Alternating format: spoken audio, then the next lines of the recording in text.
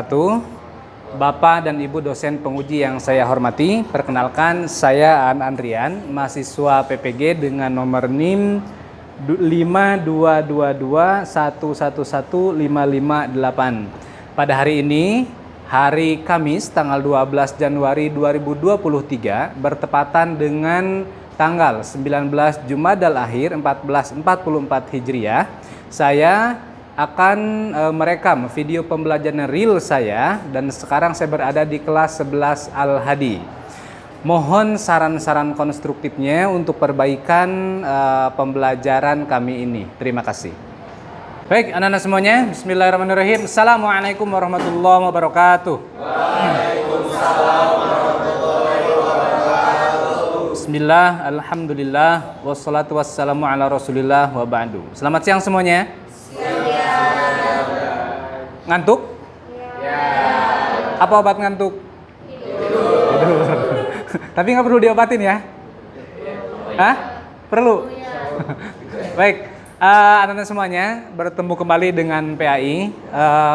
Minggu kemarin kita belajar terkait dengan tabligh, dakwah ya, dakwah. Nah, sekarang kita akan belajar tentang khutbah. Nah, sebelum itu, seperti biasa, kita doa terlebih dahulu. Siapa yang akan mimpin? Luis, always Kiki. Silakan Kiki. Bismillahirrahmanirrahim. Allahumma salli ala Muhammad wa ala ali Muhammad. Rabbi zidni ilman warzuqni fahman birahmatika ya arhamar rahimin. Baik, sebelumnya ya Anda cek kehadiran dulu. Siapa yang tidak hadir hari ini? Adrian, kemarin juga nggak hadir ya? Kenapa Adrian? Masih ada keperluan liburan? Nah, selanjutnya seperti biasa sebelum pembelajaran kita mesti dan harus mengetahui tujuan pembelajaran sebagai tolak ukurnya. Nah, pada pertemuan yang kedua ini kalian bisa lihat di depan ya. Yana perbesar. Yang pertama adalah bagaimana kalian itu bisa menganalisis pengertian khutbah. Udah tahu ya levelingnya analisis. Kemudian menganalisis syarat menjadi khotib Jumat. Bagaimana sih khotib Jumat syarat-syaratnya? Memerinci rukun dan sunnah khutbah Jumat. Artinya sebelum kalian bisa memerinci berarti sudah tahu dulu tuh. Ya sudah memahami dulu. Dan yang terakhir adalah bisa menyimpulkan adab dalam sholat Jumat. Nah, itu targetan kita kali ini. Dipahami? Sebelum ke sana, ketika liburan kemarin, sedikit Yanda Tahadus bin Ni'mah, Yanda berkesempatan diundang oleh DKM As-Sidik. Tahu Masjid As-Sidik nggak? Nggak tahu? Itu Masjid Agung Bandung Barat, nak. Yang ada di dekat itu kantornya Pak Hengki Kurniawan. Ya, itu ya. Bupati, Yana diundang jadi khutbah Jumat, khotib Jumat. Nah, itu bagiannya kegagetan dan prestasi besar. Kenapa? Karena biasanya yang diundang itu adalah kiai-kiai besar di Bandung Barat. Dan yang kaget adalah amplopnya. Ternyata dikasih amplop. Kira-kira berapa honornya? 15. Itu rahasia perusahaan. Enak minum dulu. Sponsor. Baik, walaupun hal yang tadi hal privat, tapi Yanda umbar, Yanda sampaikan ke kalian sebagai motivasi. Hanya sekedar khutbah Jumat dan sama sekali Yanda bukan tujuan ke arah sana, jelas ya, bukan itu orientasinya. Ternyata dikasih amplop dan itu hanya beberapa menit, 500 juta. Dan yang di akhir adalah, Ustadz harus tanda tangan, dilaporin pajaknya. Oh, ada pajaknya juga ternyata, gitu ya. Uang negara. Nah, maksudnya adalah orientasi dakwah itu, khutbah itu bukan uang, tapi ternyata ada imbas seperti itu. Oleh karena itu, kalau kalian misalnya laki-laki, maukah bisa khutbah Jumat? Tapi orientasinya bukan karena uang, tapi mau nggak? Nggak mau? Nanti di ASPP difasilitasi ya, difasilitasi. Sebelum kita memulai, Yanda ingin kalian mengisi kuisis. Itu sebagai pretest dari Yanda. Linknya sudah Yanda kasih ke Razan ya. Razan silakan share ke teman-teman, kemudian kerjakan kuisisnya. Wah, Melisa leading. Yuk, yang lain.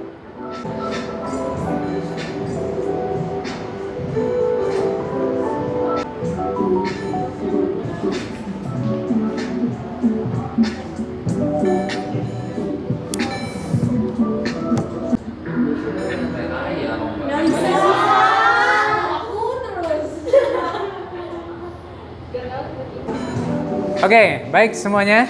Sudah ya? Dan ternyata juara satunya atas nama Melisa. Tepuk tangan untuk Melisa. Wow. Oke, baik. Ini nanti bakal jadi bahan bagi Anda untuk PTK dan sebagainya. Selanjutnya, Anda semua coba lihat ke depan. Coba lihat ke depan. Yanda akan menampilkan gambar. Dan Yanda minta kalian untuk mengamatinya baik-baik. Sudah terlihat belum? Oke, sudah terlihat ya. Silakan, apa komentar kalian? Ten. Ada yang ngobrol. Ada yang ngobrol. Ya. Yang mana? Itu merah sama kuning, terus diingetin sama yang hijau. Oh, yang ngobrolnya yang merah. Itu siapa? Kiki. Oh, Zilal.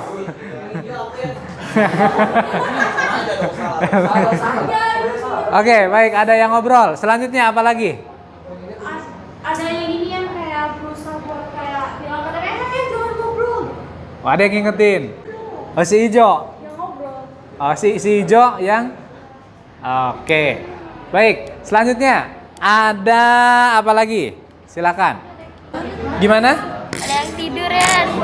Tiduran. Sania lihat yang tidur. Tuh, yang coklat ya. Baju coklat. Yang merah juga gak sih?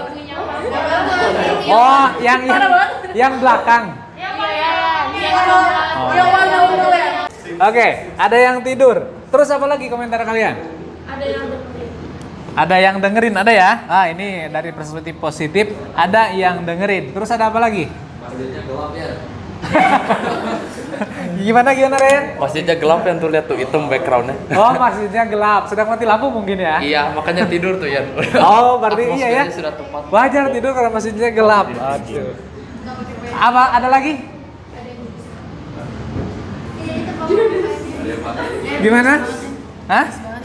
Apa banget? Itu antara judes banget yang nyampe kumisan. Judes banget. Yang mana Judes? Kayak Oh, yang berkumis. Oh, Judes ya? Judes apa ngantuk ya? Itu ya sebelahnya aja. Oke, baik. Jika Yana gini pertanyaannya. Menurut kalian, ini sedang apa sih ceritanya? Khutbah. Kemudian ada yang berbicara. Terus ada yang negur. Nah, masalahnya adalah boleh nggak menegur saat Jumatan? Tidak. Boleh nggak ngobrol dan bercanda saat Jumatan? Itu sudah tahu. Tapi permasalahannya, ada nggak? Atau pernah lihat nggak? Atau ngalamin nggak dalam Jumatan ada yang ngobrol? Zilal mah pengalaman pribadi ya. Oh, Zilal tuh. Nah, maksudnya gini. Berarti walaupun tahu itu tidak boleh, tapi di lapangan masih ada. Sepakat nggak? Nah, berarti ini kan problem. Nah, oleh karena itu, sekarang Yana akan membuat kelompok. Kalian diskusi bagaimana sih mengatasi problematika dalam khutbah Jumat tadi. Begitu. Ya, oleh karena itu, sekarang kita lihat pengelompokannya dari Anda. Udah paham ya masalahnya apa ya? Jadi masalahnya bagaimana mengatasi atau menghilangkan kebiasaan ngobrol ketika sholat Jumat. Oke, baik. Pengelompokan sesuai dari aplikasi ini ya. Oke, baik semuanya. Silakan sekarang duduk sesuai kelompoknya masing-masing. Yuk, cepat. Baik, perhatian semuanya. Perhatian. Terima kasih sudah membuat kelompoknya dengan cepat. Nah, sekarang oleh kalian diskusikan permasalahan-permasalahan sholat Jumat tadi. Untuk LKPD-nya sudah ada di link yang Yana kasih ke Razan. Silakan Razan share ke teman-teman. Diskusikan oleh kalian, kemudian isi pertanyaan-pertanyaan yang ada di spreadsheet. Ya, dipahami ya? Yuk. Apakah Anda pernah atau kamu deh kalian telah datang ke masjid untuk sholat Jumat? Terus kalau misalkan pernah, alasannya apa? Dulu. Pernah. Kalau aku paling mepet pas azan. Oh, kenapa kayak gitu? Ya sih kayak emang udah kayak males, terus emang kayak kan biasanya mulai Jumat ini pas azan, Iya. jadi emang kalau biar pas datang ke masjid langsung mulai Jumatannya. Jadi kayak nggak nunggu lama gitu ya? Kalau Anda? Sama. Oh, sama. Masjidnya pas azan. Pas azan. Oke. Terus tapi kalian sendiri pernah jadi pelaku yang ngobrol gitu nggak? Oh, waktu kecil kan. Kalau kecil, Waktu kecil. sekarang nggak? Ki, kamu pernah nggak main HP pas lagi sholat Jumat? Pernah. Gara-gara apa alasannya? Ya ngecek notifikasi WA. Kalau kamu Zan pernah nggak? Pernah sih, kadang, tapi jarang. Kalau telat datang ke masjid biasanya gara-gara apa? Biasanya ngantri di toilet. Kalau sholat Jumat kan rame dari TK sampai SMA. Kamu pernah telat nggak lah? Pernah dong. Bangga banget ya jalan. Dengan bangganya. Oh, isinya di sini aja, di sini. Nah, di lembar ini nih. Nah, di sini. Jawaban di sini. Iya, di tabel. Kelompok yang lain silakan. Di share di sini. Di sini sebetulnya. Udah diisi. Sampai nomor berapa? 4 sama 5. 4 sampai 5. Nah, Kayak spreadsheet kan? Apalagi yang ada kesulitan? 4 sama 5. Apa aja bahasanya Arab. Oke. Oke, baik anak-anak semuanya, sekarang waktunya mempresentasikan hasil diskusi kalian. Oke, kelompok mana dulu yang sudah siap? Kelompok 1. Oke, silakan ya, Anda kasih sermoniknya. Siapa yang presentasi? Dari Ryan dulu ya. Ryan, silakan Ryan. Berdiri. Aja. Yang lain simak ya. Yang lain simak apakah datanya sama dengan kalian atau tidak. Simak baik-baik. Silakan berdiri Ryan. Jadi khotbah ini adalah penyampaian pesan tentang takwa kepada Allah yang harus sesuai dengan syarat dan rukun.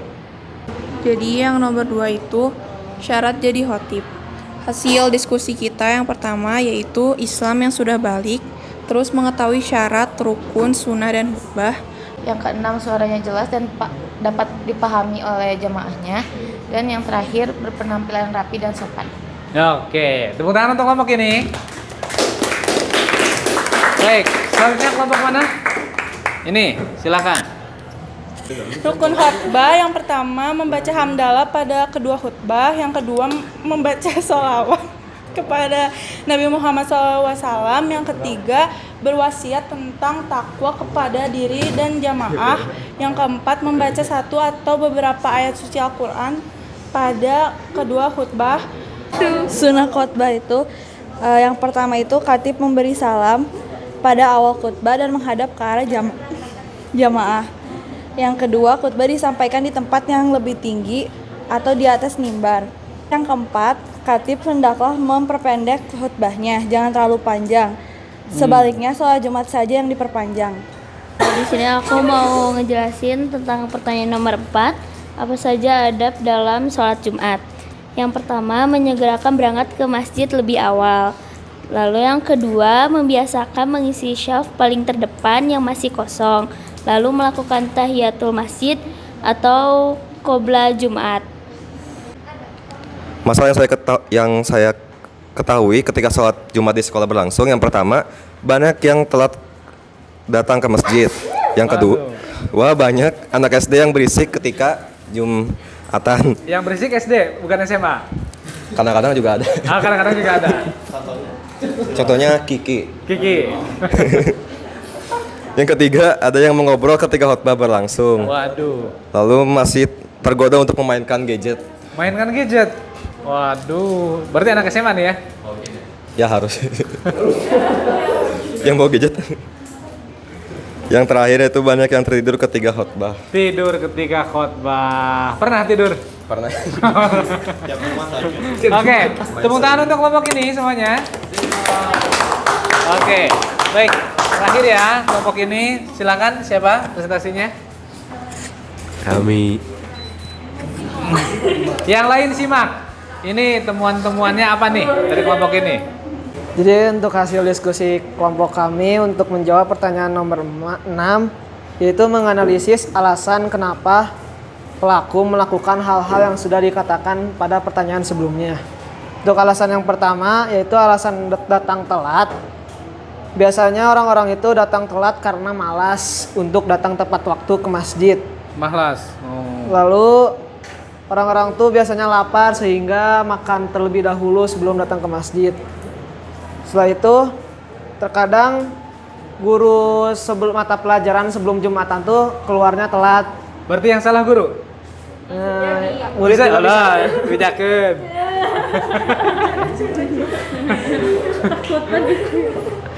Selanjutnya tuh ada yang biasanya telat tuh karena ngobrol dulu sama teman-temannya, jadi datang ke masjidnya tuh lama.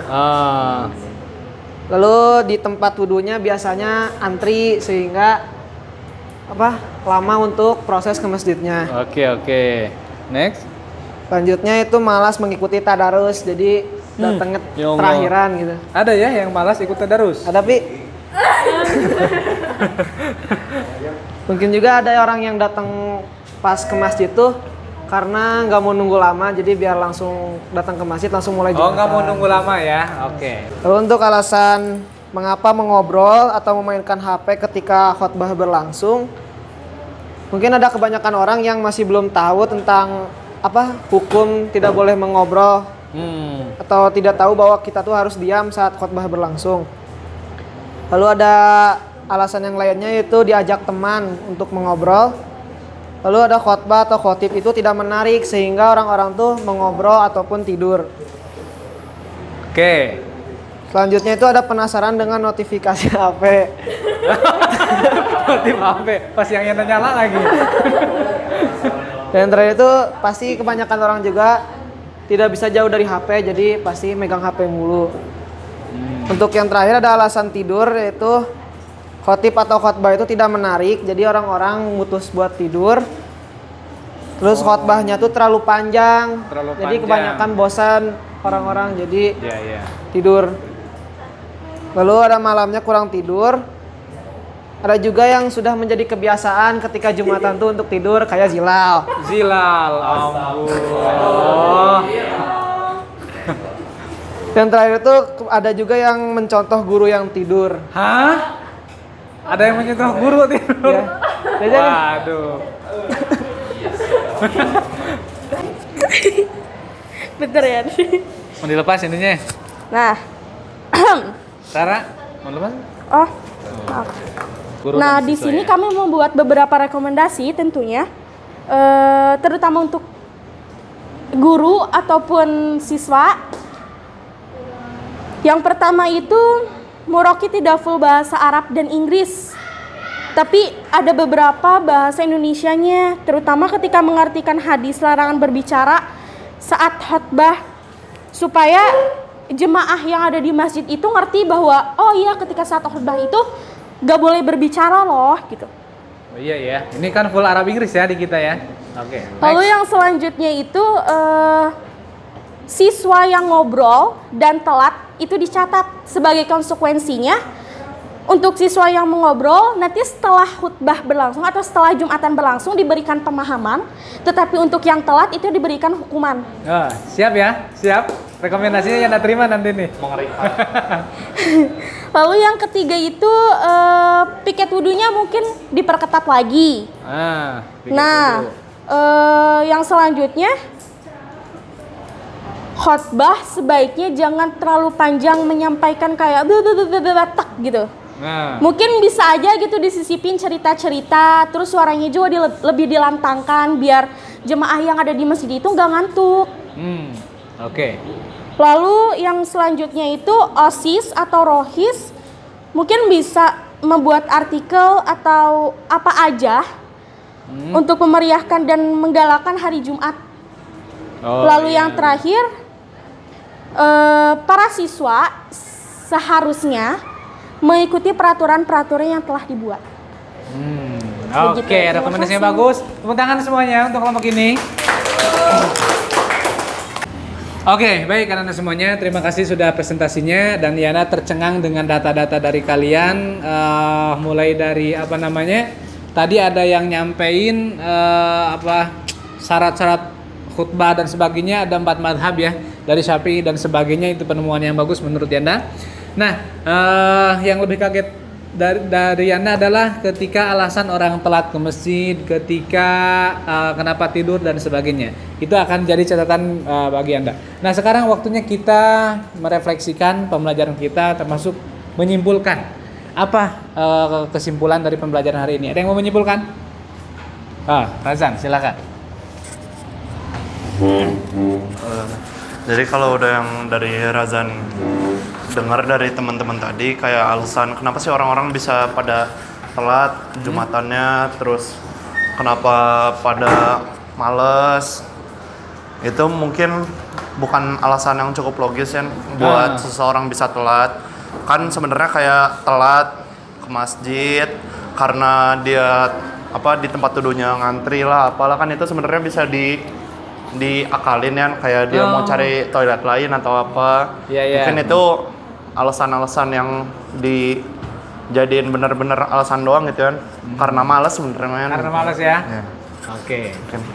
Dan tadi ada beberapa juga solusi yang udah Rara sampein, mungkin itu bisa diterapin kan, kayak lebih diperketat lagi guru-guru yang piketnya atau segala macam gitu ya. Dan segitu aja. Baik. Terima kasih Razan, tepuk tangan untuk Razan. Baik anak-anak semuanya, barangkali itu pembelajaran kita hari ini. Kira-kira sebelum kita akhiri ada pertanyaan? Baik, barangkali pertanyaan-pertanyaan tadi sudah dibahas oleh kalian, sudah terjawab juga. Dan Yana sangat berharap kalian lebih baik lagi. Cek bahasa lebay nama tobat. Gitu ya. Anu sok telat, silahkan jangan telat. Yang masih ngobrol, silahkan jangan ngobrol. Yang main gadget, silahkan tidak main gadget lagi, jangan dibawa ke masjid, begitu ya. Yana harap demikian. Baik, ada satu PR yang harus kalian kerjakan, namanya penilaian sikap. Tadi sudah Yana kirim ke Razan, silakan kalian isi kuesionernya, ada 8 soal. Kemudian selain itu jangan lupa minggu depan kita akan melakukan praktik kultum ya. Teksnya sudah Yana terima dari kalian. Nah, minggu depan kita tinggal praktik kultum. Begitu. Itu saja untuk hari ini. Terima kasih atas semuanya. Kita closing biasanya oleh siapa? Silakan.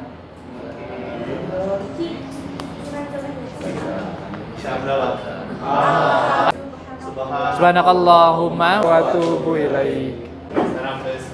Saya thank you. Thank you Yanda for teaching us. You are welcome. Assalamualaikum warahmatullahi wabarakatuh. Waalaikumsalam warahmatullahi wabarakatuh. Dadah. Yuk.